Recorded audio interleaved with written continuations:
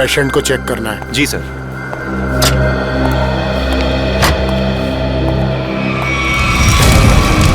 ये क्या? आग! रघु, मंगेश, जल्दी आओ, यहाँ पे आग लगी है, पेशेंट जला है, जल्दी आओ, फायर एक्सटिंग्विशर लेके आओ, जल्दी करो, जल्दी लेके आओ, जल्दी जल्दी जल्दी करो, जल्दी।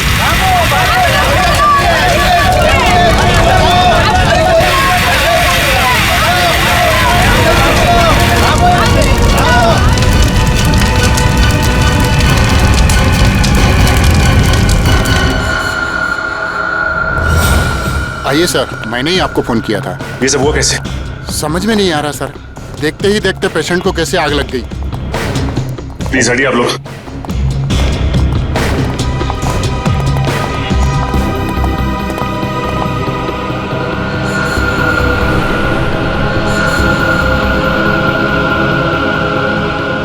साहब, जिस वक्त ये आग लगी उस वक्त कोई और भी था कमरे में? नहीं सर, कोई नहीं था। मिस्टर अंश के बॉडीगार्ड बाहर ही पहरा दे रहे थे। हाँ सर, अरे इनके आने से पहले साहब अच्छी खासी लेटे हुए थे, लेकिन जैसे उन्होंने दरवाजा खोला अचानक आग लग गई। ऐसा कैसे हो सकता है? जब कमरे में कोई था ही नहीं तो फिर आग किसने लगाई? अपने आप लग गई आग? है? ये शॉर्ट सर्किट का चक्कर भी नहीं लगता, लेकिन ये आग जैसी भी लगी हो, हम इसका पता कर ही रहेंगे। अंश,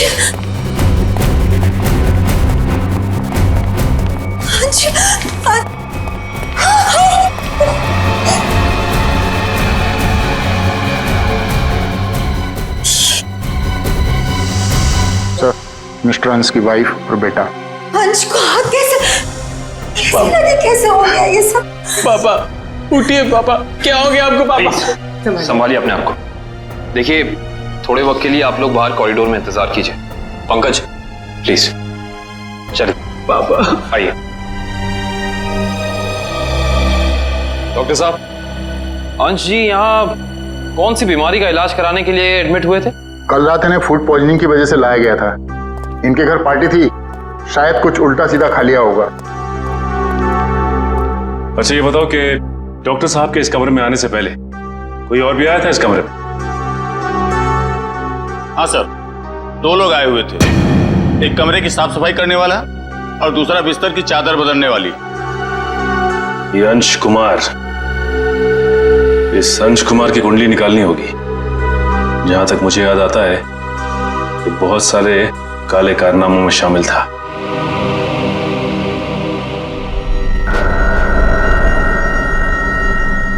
पंकज, रिधिमा और अंकित को घर भेज दिया? हाँ सर, बहुत रो रहे थे बेचारे।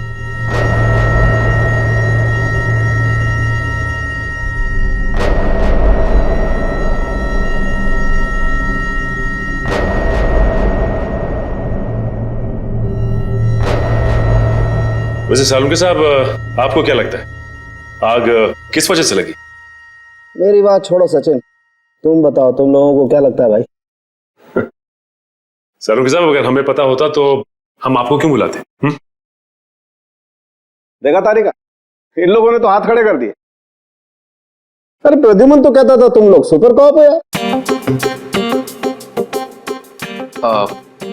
सर, हम तो सिर्फ तहकीकात कर सकते हैं, अंदाजा लगा सकते हैं, लेकिन इस साइंस के मास्टर तो आप ही हैं ना।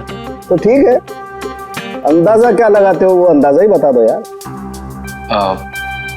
सर, हमें ऐसा लगता है कि ये चिंगारी लगाने वाला कोई इंसान नहीं, बल्कि कोई वस्तु, कोई चीज है। हो सकता है, देखते हैं।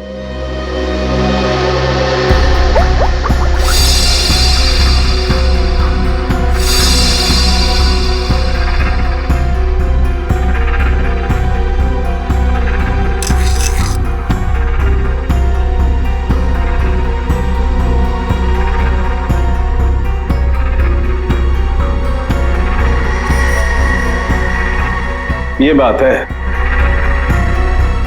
क्या बात है सर?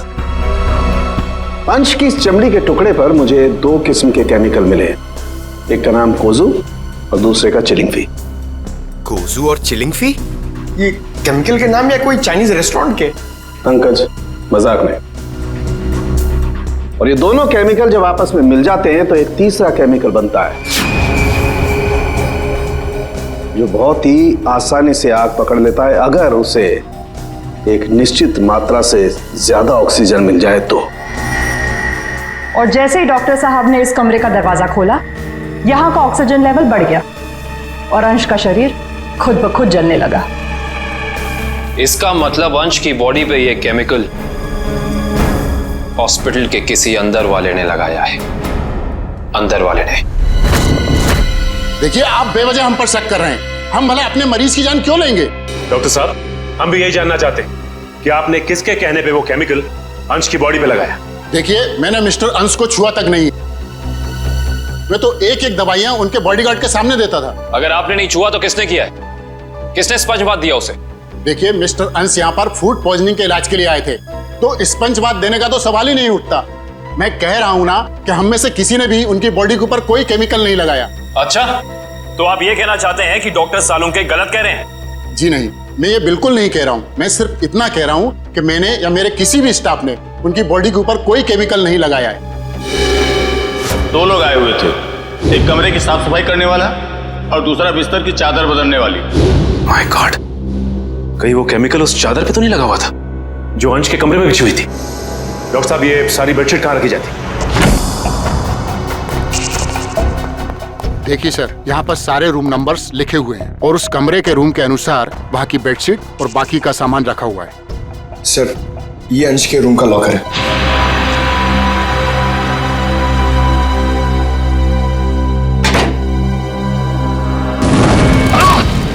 देखो ना तुम, बाहर जाओ, पुलिस पकड़े।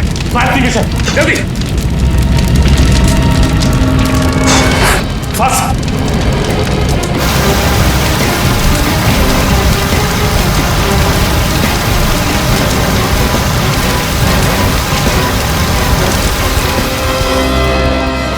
काबिल लगता है थोड़ा केमिकल रह गया था इसमें। सही कह रहे हो सचिन, अब तो इस लॉकर को बाहर निकालना ही पड़ेगा। आप लोग प्लीज थोड़ा पीछे रहिए।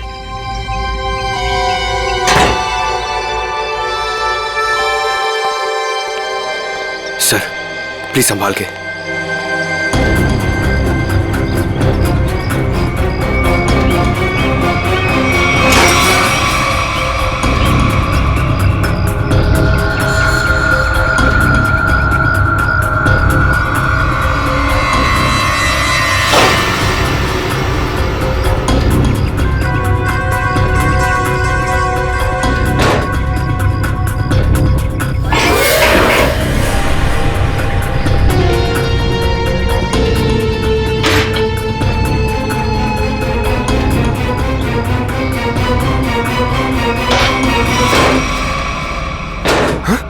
सर, ये क्या? आपकी बार तो आग ही नहीं लगी। क्या बोल रहे? आग सिर्फ इसमें लगी। ये देखो, सिर्फ ये बैग जला है, बाकी सारी की सारी चीजें बिल्कुल वैसी हैं। ये देखो। सर, इसका मतलब केमिकल इस बैग में होगा और बेडशीट इसी बैग में लाई होगी। हाँ पंकज, एग्जैक्टली ऐसा ही हुआ है। डॉक्टर साहब, ये वही लेडी है ना जिन्होंने अंश के कमरे में वो चादर बिछाई थी? जी सर, शीला। मैंने कुछ नहीं किया सर। मैं इन केमिकल्स के बारे में जानती तक नहीं हूँ। ज्यादा भोली मत बनो। अंश के कमरे की चादर तुमने ही बदली थी ना? बदली थी, मगर क्या? एक औरत ने मुझे 50,000 रुपए दिए थे और कहा था अंश साहब के कमरे में ये चादर बदल देना। उसने आपको पैसे दिए और आपने पैसे ले लिए? हाँ? एक बार भी नहीं सोचा कि इसके पीछे उसका मकसद क्या है? मुझे क्या पता था साहब, कोई ऐसे तरीके निकालेगा किसी का खून करने के लिए।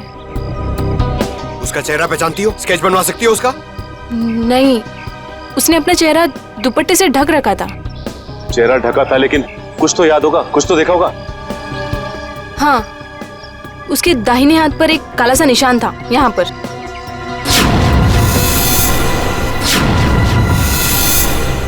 ठीक है, आप लोग जा सकते हैं। जी सर।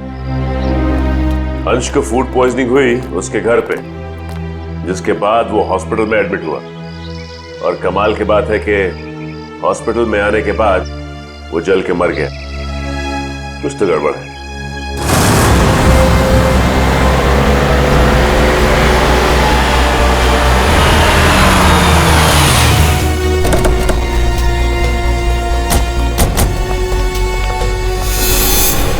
सर, इस घर पे तो जगह जगह सीसीटीवी कैमरास लगे हैं और इतने सारे बॉडीगार्ड्स। लगता है अंश जानते थे कि उनकी जान को खतरा है। राइट श्रेया, कोई ना कोई बात तो जरूर थी, वरना इतनी ज्यादा सिक्योरिटी कोई मामूली इंसान नहीं रखता। किससे मिलना है आपको? सीआईडी? अब अंदर जा सकते हैं? Thank you.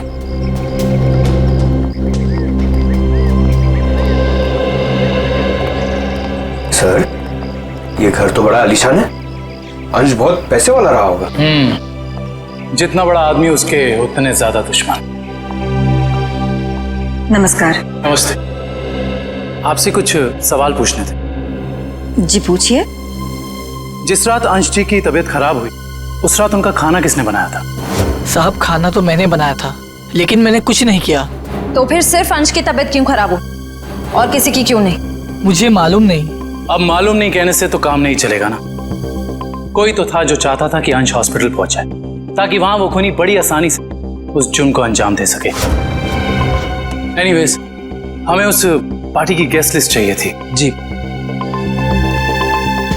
गोपी पिछले 5 साल से उनका खाना बना रहा है, ये ऐसा कुछ नहीं कर सकता। तो और कौन कर सकता है? क्या आपको किसी पर शक है? शायद गगन। गगन? अच्छा, ये गगन कौन है? पापा का बिजनेस मैनेजर था। अभी कुछ दिन पहले उसे नौकरी से निकाल दिया था। पार्टी में गगन भी आया था? हाँ, मगर बिन बुलाए। हाँ साहब, गगन हो सकता है। उस दिन पार्टी में मैंने उसको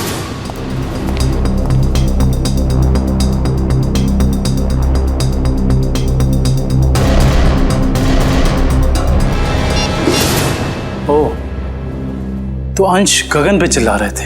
हाँ साहब, पर म्यूजिक की आवाज बहुत तेज थी। मैं समझ नहीं पाया कि साहब गगन को क्यों डांट रहे थे। मगर अंश ने गगन को नौकरी से क्यों निकाला था? पता नहीं, मगर जरूर कोई बड़ी बात रही होगी जो उन्होंने अपने 10 साल पुराने एम्प्लॉय को एक ही झटके में काम से बाहर निकाल दिया। गगन को नौकरी से क्यों निकाल दिया था, इसका जवाब ढूंढना होगा। क्या अंशी की मौत हो गई है? जी हाँ, और हमें शक है कि उनकी मौत में आपके पति गगन का हाथ है। ये क्या कह रहे हैं आप? गगन अपनी जान दे सकते हैं, पर वो किसी की जान लेने की कभी सोच भी नहीं सकते। सोचा नहीं, बल्कि कर दिया। बहुत ही लंबी चौड़ी प्लानिंग के साथ गगन ने अंश को हॉस्पिटल में ही जला दिया। आपको कुछ गलतफहमी हुई है, गगन ऐसे नहीं है। वो ऐसा नहीं है तो कैसा है, वो तो उनसे मिलने के बाद ही पता चलेगा। वो कब तक वापस लौटेंगे? मुझे नहीं पता। मैंने पुलिस स्टेशन में उनके गुमशुदा होने की रिपोर्ट भी लिखवाई है। कल से वो गायब है। बुरा मत मानिएगा मैडम, लेकिन मुजरिम अक्सर खून करके ऐसे ही फरार हो जाते हैं। बार बार उनको मुजरिम कह करके उनका अपमान मत करिए। अगर उनको जुर्म करना ही होता तो वो अंश जी की बात मान करके अंकित को मार ना देते। एक मिनट, क्या कहा आपने? अंश जी ने गगन को अपने बेटे अंकित का खून करने का काम सौंपा था, पर गगन ने साफ इनकार कर दिया और इसी वजह से उन्होंने गगन को नौकरी से निकाल दिया। ओह, तो इस वजह से गगन को नौकरी से निकाल दिया गया। और कोई बाप अपने ही बेटे को मरवाना क्यों चाहेगा? सर नहीं सर, ऐसा नहीं हो सकता। आप प्लीज कह दीजिए झूठ है। मेरे पापा मुझे मारने की प्लानिंग कभी कर ही नहीं सकते। हम जानते हैं ये बात आप लोगों के लिए काफी धक्का पहुंचाने वाली है। गगन की पत्नी झूठ बोल रही है। अपने पति को बचाने के लिए कुछ भी मनगढ़ंत कहानी बना रही है वो।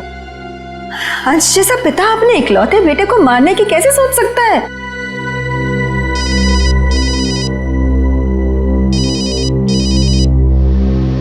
किसका फोन है अंकित? चाहो तो बात कर लो। नहीं सर, इंपॉर्टेंट फोन नहीं है। एक्चुअली मेरा एक फ्रेंड मुझे मिलने के लिए परेशान कर रहा है और फिलहाल मैं किसी से मिलना नहीं चाहता। सर, अगर आपके सवाल पूरे हो गए हो तो क्या हम जा सकते हैं? अब हमें अंश की शोक सभा की तैयारी करनी है। ठीक है, आप जा सकते हैं। इशिता? Yes sir.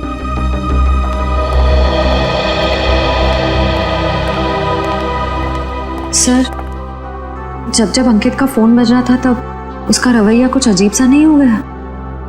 लग तो रहा था कुछ छुपा रहा है। नजर रखो इस पे।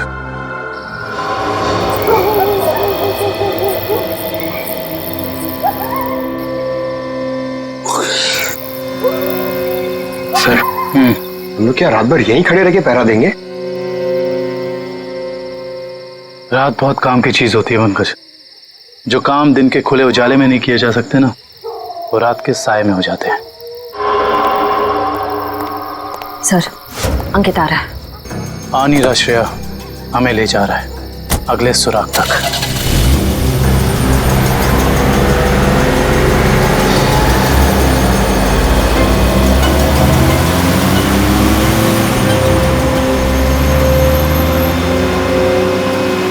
Let's go.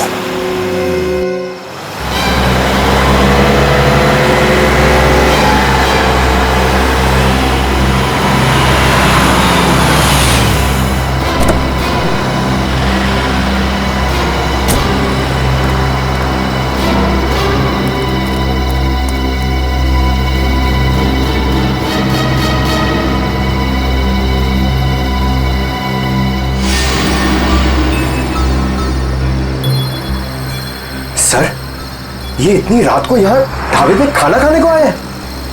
नहीं पंकज, खाना खाने नहीं आया ये यहाँ ऐसे इंसान का इंतजार कर रहा है जिसे ये दिन के उजाले में नहीं मिल सकता।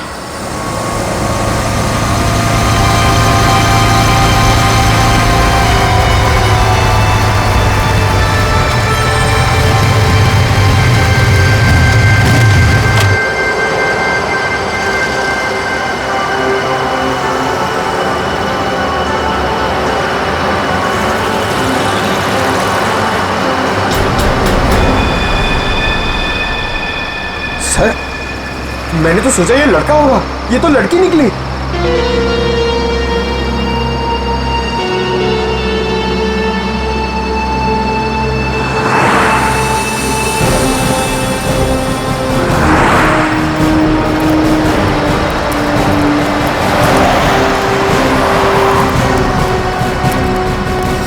अरे आप लोग और यहाँ? हाँ, हम बहुत मेहनत कर रहे हैं आपके पापा के खूनी को ढूंढने की।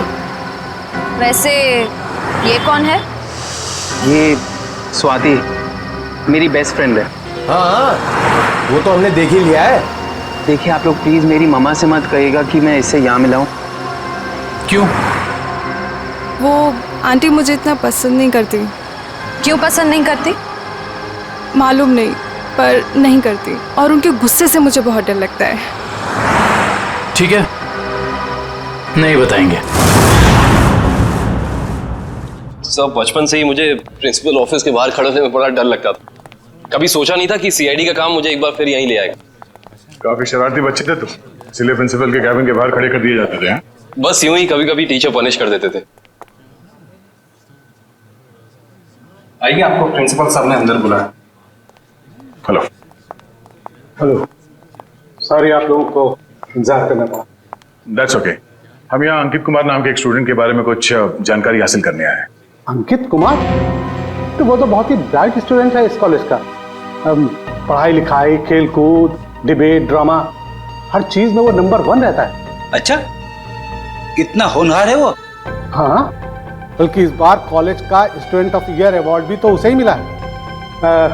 ये देखिए, ये नहीं उसकी photo.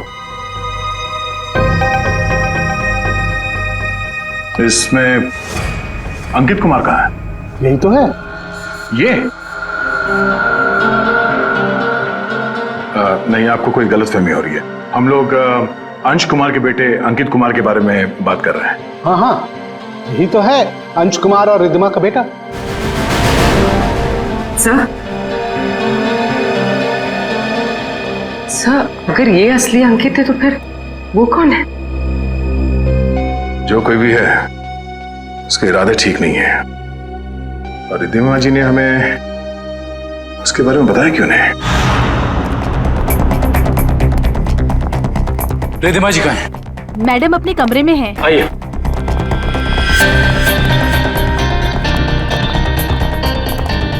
Madam, CID madam. Riddhima जी।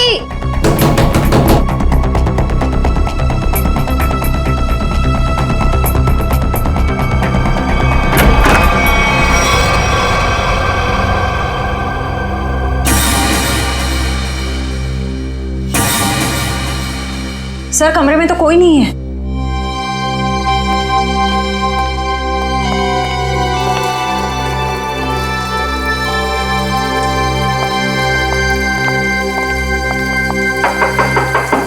रिद्धिमा जी।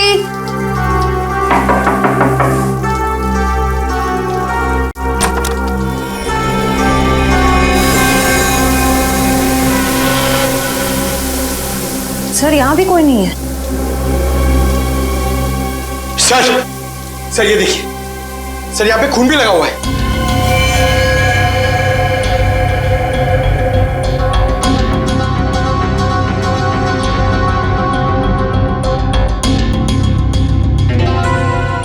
शायद रिद्धिमा जी का किडनैप हो गया। इन टुकड़ों को देख के तो यही लगता है कि उनकी किडनैपर के साथ हाथापाई हुई होगी। अंकित कहाँ है? बुलाओ उसे। अंकित बाबा तो आज सुबह घर से बाहर चले गए हैं। निखिल, अंकित को फोन लगाओ।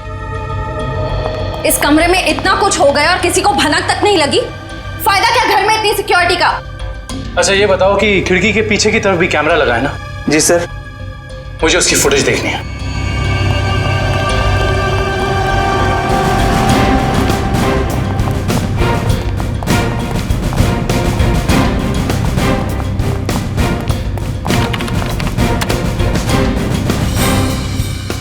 सॉरी सर, लगता है कैमरा 2 घंटे से बंद है।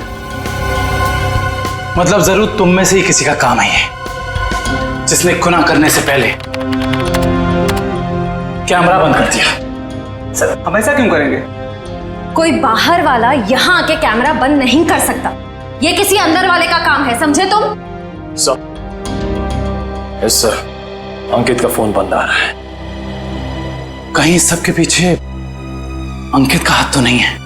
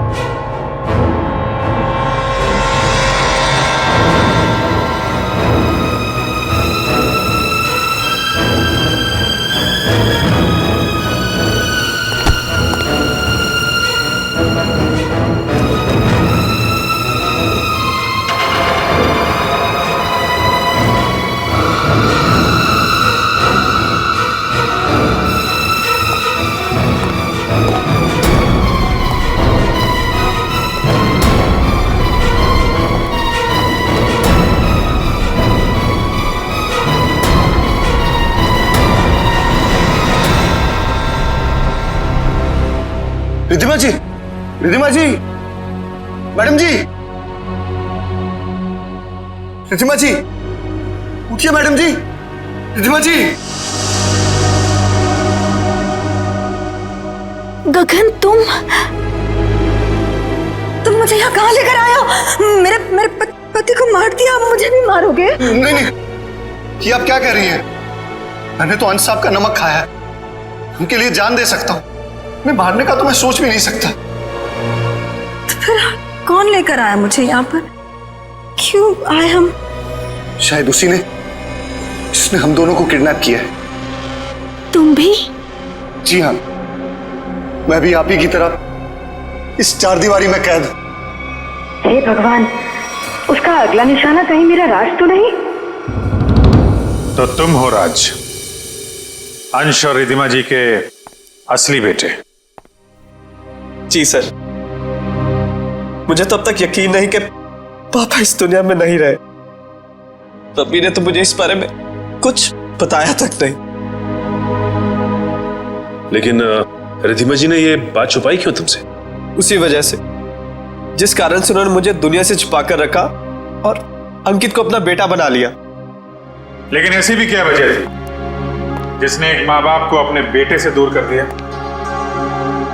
सर, आप तो सीआईडी वाले, आपसे तो कुछ बात छिप नहीं सकती।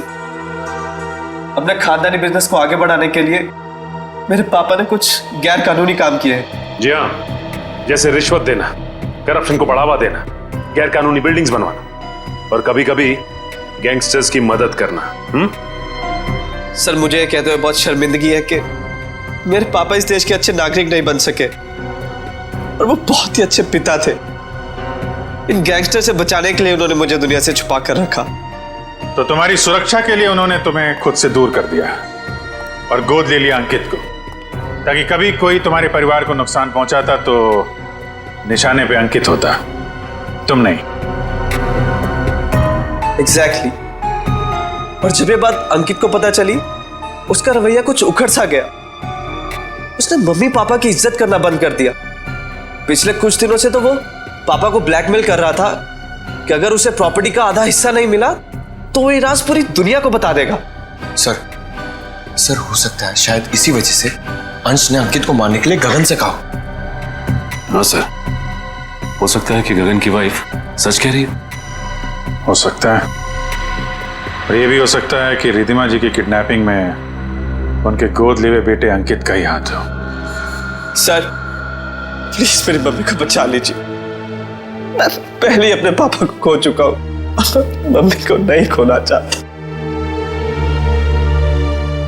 घबराओ मत, कुछ नहीं होने देंगे मेरी रिधिमा जी को। अंकित के पोस्टर पूरे शहर में लग चुके हैं, कोई ना कोई उसे जरूर देख लेगा। हेलो, कहाँ? चिंचोली क्रॉसिंग? आप कौन बोल रहे हैं? हेलो हेलो सर, गुमनाम कॉल आया, कह रहा था कि चिंचोली क्रॉसिंग पे मिलो, कुछ जरूरी बात करनी है। जरूरी बात करनी है? फिर तो मिलना पड़ेगा।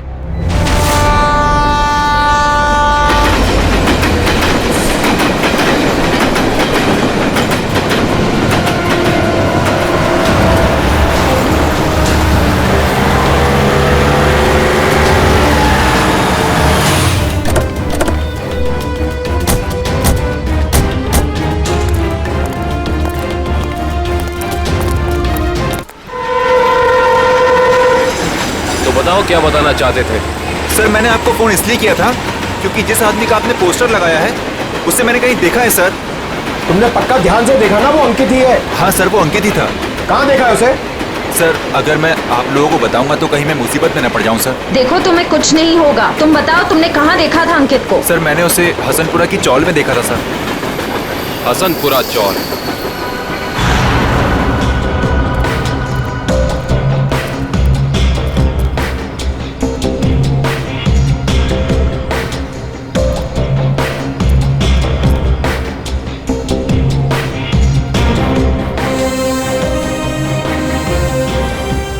इधर रहता है। इधर? हाँ।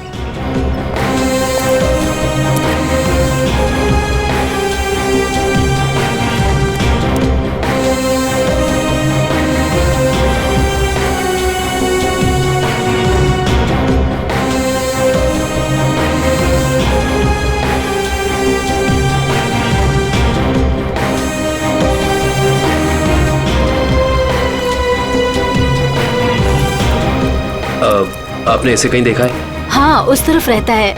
Thank you.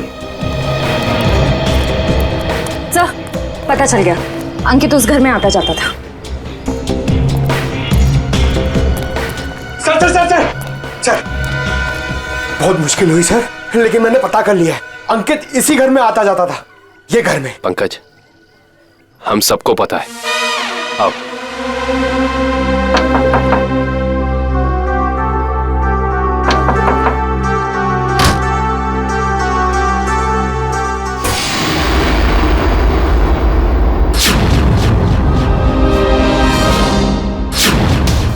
आप लोग? हाँ, हम लोग। सर, यहाँ? हमें एक बॉडीगार्ड की जरूरत थी। तो सोचा क्यों ना तुमसे मिल लिया जाए। क्या मजाक करते हैं साहब? सीआईडी को कब से बॉडीगार्ड की जरूरत पड़ने लगी? जब से तुम जैसे बॉडीगार्ड गुनाह करने लग गए। जिस परिवार ने तुम्हें अपनी सुरक्षा के लिए रखा था, तुम उसे ही नुकसान पहुंचा रहे हो। ये क्या कह रहे हैं साहब आप? अंकित क्यों आता था यहाँ? अंकित बाबा यहाँ नहीं आए।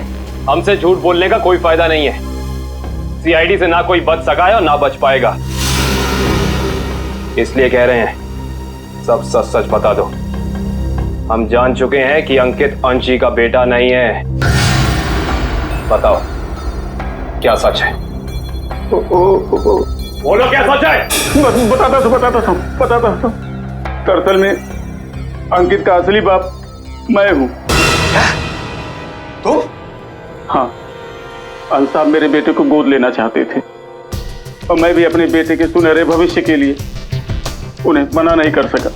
मगर तुम्हारे अंकित ने जिस थाली में खाया उसी में छेद किया। पहले अंश को मार डाला, फिर रिद्धिमा को किडनैप कर लिया। नहीं साहब, मेरा बेटा ऐसा नहीं कर सकता। मैं उसे अच्छी तरह जानता हूँ। अगर ऐसा है तो हम अंकित को कुछ नहीं होने देंगे। लेकिन अब हमें साफ साफ बताओ, ये अंकित हमें मिलेगा कहाँ? अंकित अपने दोस्त स्वाति के साथ है, ग्रीन सी लॉज में। ग्रीन सी लॉज?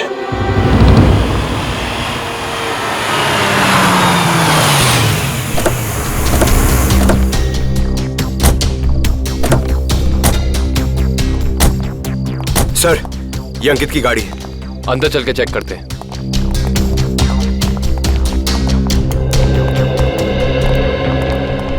सीआईडी, उस सफेद गाड़ी में जो आए हैं वो कौन से कमरे में ठहरे हुए हैं? Room number 113। Thank you. आओ।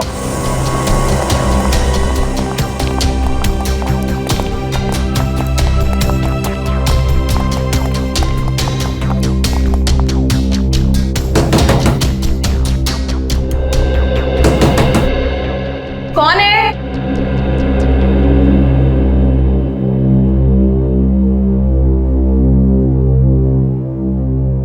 मैडम, हम रूम सर्विस से हैं। जरा खोलिए ना, चॉकलेट केक लाए हैं आपके लिए। मगर हमने तो केक नहीं मंगवाया। मैडम वो क्या है ना, हमारे होटल का 5वीं सालगिरह है, इसीलिए हम सबको चॉकलेट केक खिला रहे हैं। आप भी खाइए ना प्लीज। सीआईडी?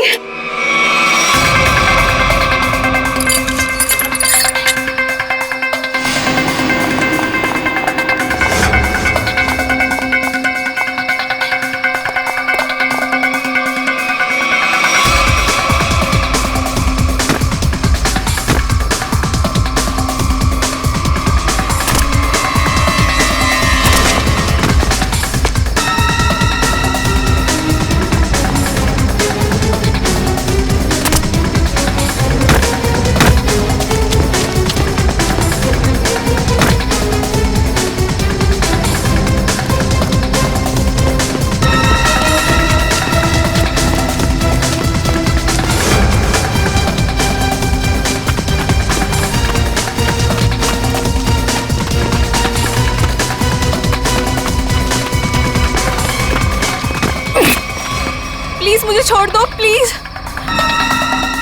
तुम वही हॉस्पिटल वाली लड़की हो? प्लीज मुझे जाने दो, मैंने कुछ नहीं किया। सीआईडी की आदत नहीं है मुजरिमों को जाने देने की।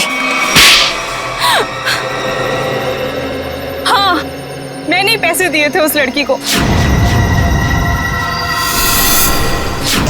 ताकि वो केमिकल वाली बेडशीट अंश के बेड पे बिछा सके। किसके कहने पे किया था तुमने ये? अंकित के। कहाँ मिलेगा ये अंकित? पता नहीं। अच्छा, तो ये तो पता होगा ना कि रिद्धिमा को कहाँ छिपा के रखा है? नहीं पता। ये पता नहीं, वो पता नहीं, तुम्हें पता क्या है स्वाति? गगन कहाँ है ये पता है मुझे। I see।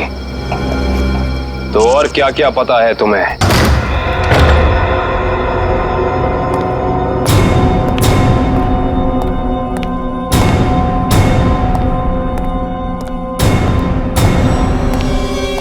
Hi mom. Hi Gagan uncle. I hope सब ठीक तो है ना? आई मीन मेरी खातिरदारी में कोई प्रॉब्लम तो नहीं है ना? अंकित, जरूर मेरी परवरिश में कुछ कमी रह गई होगी जो आज मुझे यह दिन देखने को मिल रहा है। हाँ, आपके परवरिश में कमी रह गई। बचपन से लेकर जवानी तक आप मुझे बेटा बेटा कहती रही, और आज एकदम से मुझे पता चलता है कि आप मेरी माँ नहीं है। माँ हो तो आप जैसी। लेकिन मैंने तुम्हें कभी अपने बेटे से कम प्यार नहीं किया अंकित। झूठ है, ये ड्रामा है। आप अपने बेटे को बचाना चाहती थी। माना कि ये सब राज को बचाने के लिए किया गया अंकित, लेकिन अंशन मैंने तुम्हें कभी भी उससे कम नहीं माना, उससे कम प्यार नहीं किया। मैं भी तो आपसे बहुत प्यार करता हूँ मम्मी, इसीलिए तो आपको पापा तक पहुंचाने के लिए यहाँ आया हूँ। और एक टिकट के साथ दूसरी बोनस टिकट फ्री। रिद्धिमा जी, गन चल गई है, उसके सर पे खून सवार है।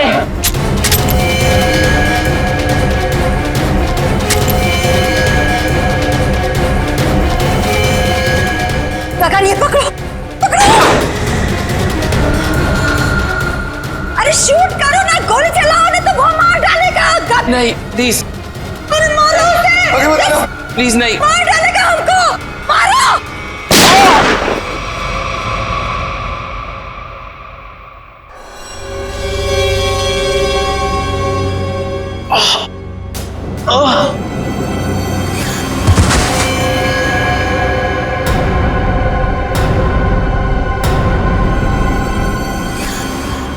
ये क्या क्या क्या तुमने उसे मार डाला?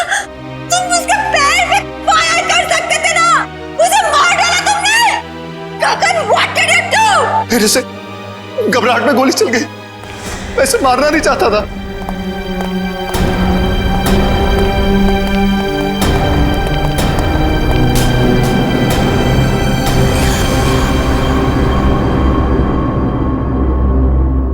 ये तो मर गया।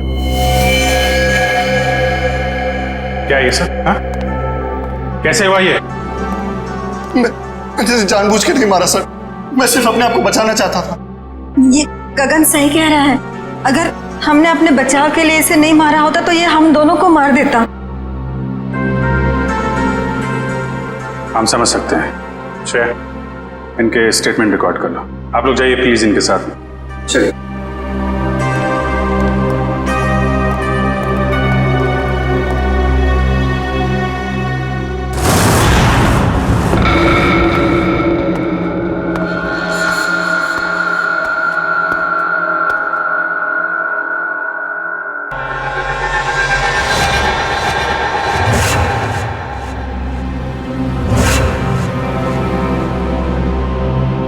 मम्मी, मम्मी, मम्मी,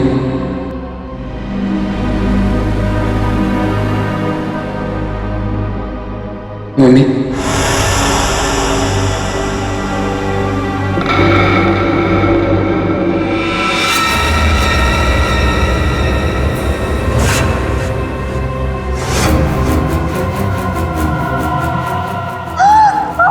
आपने मेरे साथ ऐसा क्यों किया? हमने मेरे साथ ऐसा क्यों किया मम्मी? क्यों मुझे धोखा दिया? क्यों मुझे धोखा दिया? क्यों मुझे मार दिया? क्यों मुझे मार दिया? बोलिए मम्मी, जवाब दीजिए। बोलिए मम्मी, जवाब दीजिए। क्यों किया आपने ऐसा मेरे साथ? क्यों किया आपने ऐसा मेरे साथ? क्यों हमने बेटे को मार दी? क्यों हमने बेटे को मार दिया? जवाब दीजिए मम्मी, जवाब दीजिए मम्मी। बोलिए आपने ऐसा क्यों किया? बोलिए आपने ऐसा क्यों किया? क्यों मुझे मारा? क्यों मुझे मारा? क्यों मुझे मारा? क्यों क्यों?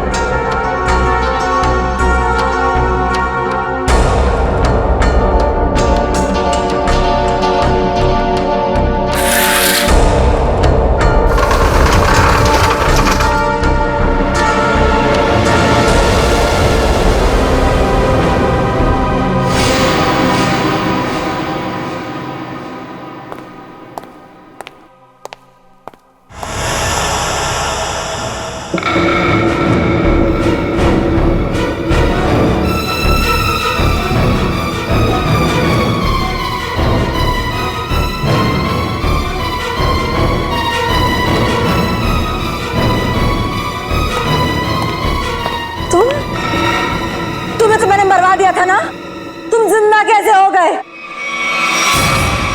मरे हुए लोग कभी जिंदा नहीं होते रिधिमा जी। ये सब तो सीआईडी का प्लान होता है, गुनहगार से उसका जुर्म कबूल कराने का। अंकित तो कभी मरा ही नहीं था। इतना बड़ा धोखा मेरे साथ। मैं धोखा तो तुमने दिया।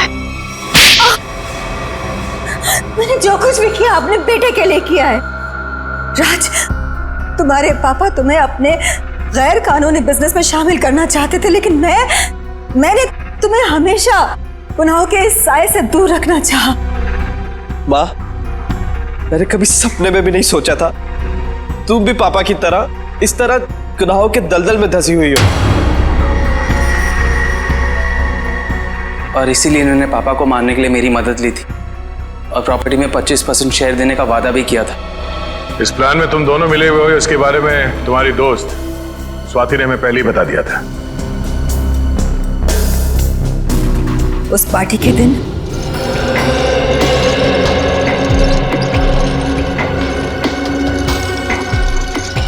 ओह माय गॉड, कितना ऑयली खाना लेकर जा रहे हो साहब के लिए? डॉक्टर ने परहेज के लिए कहा है ना। जाओ सैंडविच और जूस लेकर आओ, जाओ। मगर साहब ने? साहब तुम्हारे बॉस हैं, बट साहब की बॉस मैं हूँ। जाओ। जी मैम।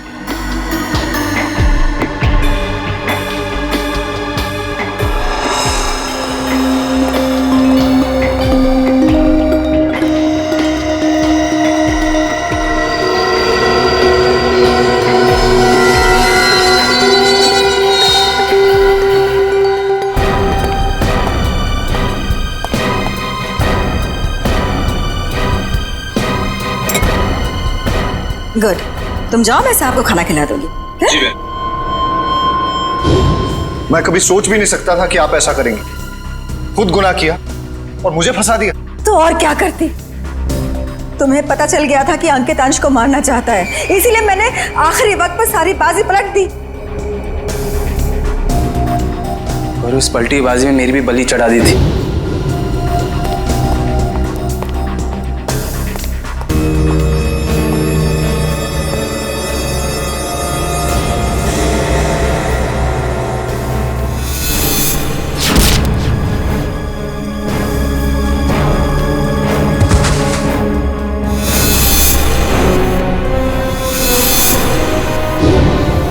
मुझे पता चला कि गगन को तो पूरी सच्चाई पता ही नहीं है। उसे तो यही नहीं पता कि अंश की मौत में मेरा हाथ है, इसलिए मैंने सारा इल्जाम अंकित पर डाल दिया।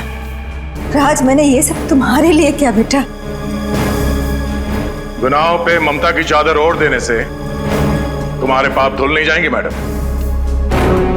आप दोनों का फैसला अदालत करेगी, या तो फांसी होगी या फिर जिंदगी भर जेल।